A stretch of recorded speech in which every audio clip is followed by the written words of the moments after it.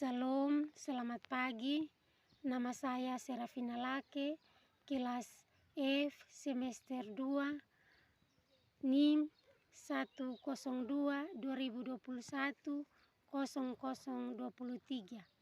Tugas UAS mata kuliah Psikologi Perkembangan.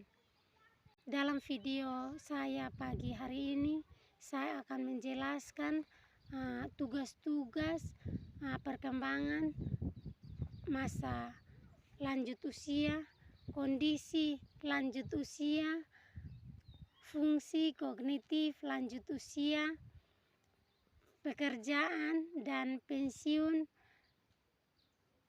lanjut usia berhasil, kondisi sosial emosional, dan implikasi dalam pendidikan. Yang pertama, tugas-tugas perkembangan masa lanjut usia, yaitu 1.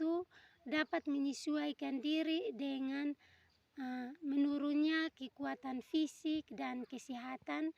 Yang kedua, dapat menyesuaikan diri dengan masa pensiun dan berkurangnya income atau penghasilan keluarga.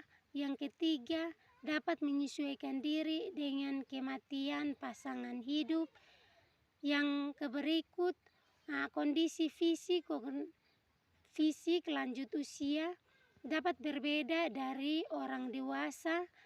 Penurunan fisik pada lansia yaitu berkurangnya pendengaran, penglihatan, gangguan pada pencernaan, jantung, ginjal, serta kemampuan sistem imun tubuhnya lebih berkurang jauh. Selain itu, lansia lebih rentan terhadap infeksi. Yang ketiga, fungsi kognitif pada lansia dapat diketahui dari perubahan kognitif pada lansia. Ada beberapa fungsi, yaitu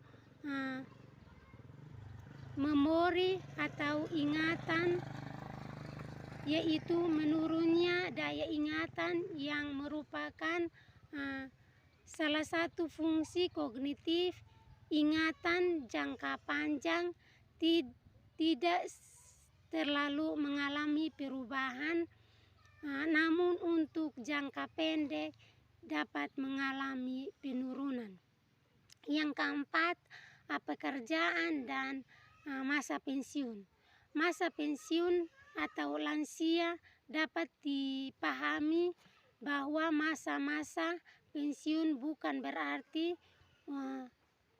masa yang bermalas-malasan, menjadi semakin banyak justru melakukan berbagai aktivitas yang dapat memberi tujuan hidup yang berpengaruh terhadap lanjut usia dan memberi waktu peluang lebih banyak. Adapun beberapa kegiatan yang dapat dilakukan oleh lansia, yaitu 1. Menjadi sukarelawan. Yang kedua, melanjutkan hobi yang tertunda. Yang keempat, membuat rutinitas baru. Yang keempat, mempelajari hal-hal yang baru. Yang kelima, melakukan olahraga secara rutin. Yang keenam, dapat meningkatkan sosialisasi dengan banyak orang lain. Yang berikut, kondisi sosial emosional dapat dilihat dari penyesuaian diri dengan lingkungan atau dengan keluarga dan berhubungan sosial, yaitu yang pertama, hubungan dengan pasangan hidup. Yang kedua, perubahan perilaku seksual. Yang ketiga, hubungan dengan anak. Yang keempat, ketergantungan pada orang tua. Yang kelima, hubungan dengan para cucu. Dan yang berikut, lanjut usia dapat berhasil dan dapat dilihat juga dengan faktor-faktor yang predikator, yaitu yang pertama, mobilitas fisik aktif lebih besar dari umur panjang. Yang berikut, pendidikan lebih tinggi. Yang berikut, pekerjaan atau profesional atau membutuhkan aktivitas fisik seperti fisik relatif. Yang terakhir, implikasi dalam pendidikan. Implikasi dalam pendidikan yaitu yang pertama, pertahapan. Yang kedua, memotivasi dan kecemasan. Yang ketiga, lelah. Yang keempat, kesulitan.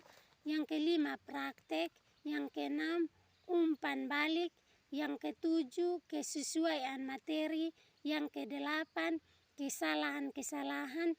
Yang ke-9, organisasi. Yang ke-10, relevasi dan pengalaman.